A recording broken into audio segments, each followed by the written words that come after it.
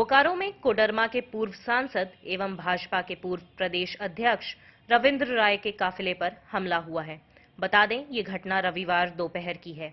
बताया जा रहा है कि पार्टी की ओर से आयोजित किसान मोर्चा के कार्यक्रम में हिस्सा लेने पूर्व सांसद बोकारो के रास्ते धनबाद जा रहे थे।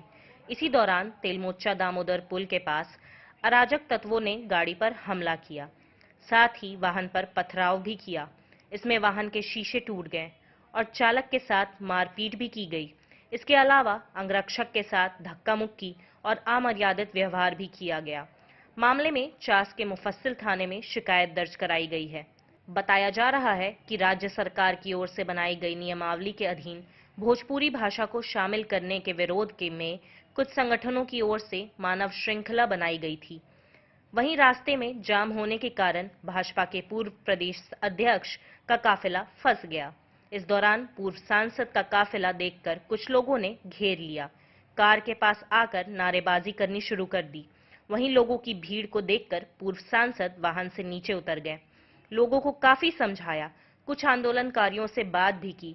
इसके बाद भी जब वो आगे नहीं जा सके तो गाड़ी में बैठकर वापस लौटने लगे। इसी दौरान कुछ लोगों ने गाड़ी पर चढ़कर पथराव करना शुरू कर दिया और गाड़ी के शीशे भी तोड़ दिए। भीड़ में शामिल कुछ लोगों ने पीछे से वाहन पर पथराव शुरू कर दिया। इसमें गाड़ी के शीशे तो टूटे और साथ ही चालक के साथ दुर्व्यवहार भी किया और मारपीट भी की। बीच बचाव करने गए अंगरक्षक के साथ भी दुर्व्यवहार किया गया। इसके बाद पूर्व सांसद किसी तरह वहां से निकले। वहीं पूर्व सांसद एवं भाजपा के पूर्व प्रदेश अध्यक्ष ने इस मामले की शिकायत मुफस्सिल थाने में दर्ज करा दी है।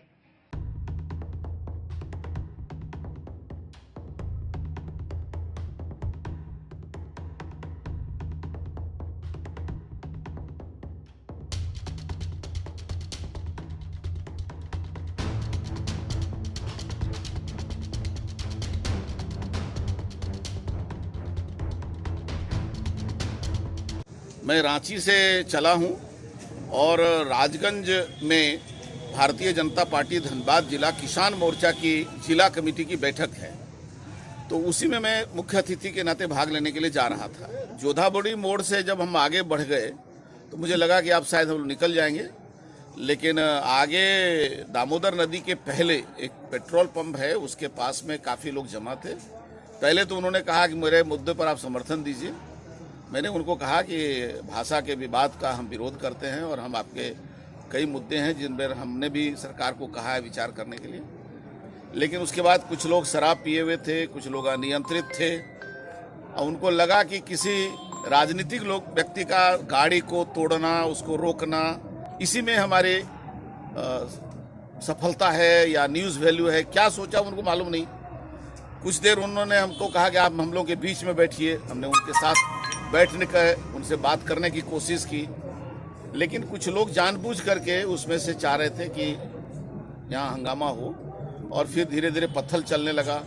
फिर हाथ से लात से हमारे बीजेपी का जो झंडा था उसको तोड़ दिया और नेम प्लेट जो था मेरा, वो भी गाड़ी का जो नंबर प्लेट था वो तोड़ दिया।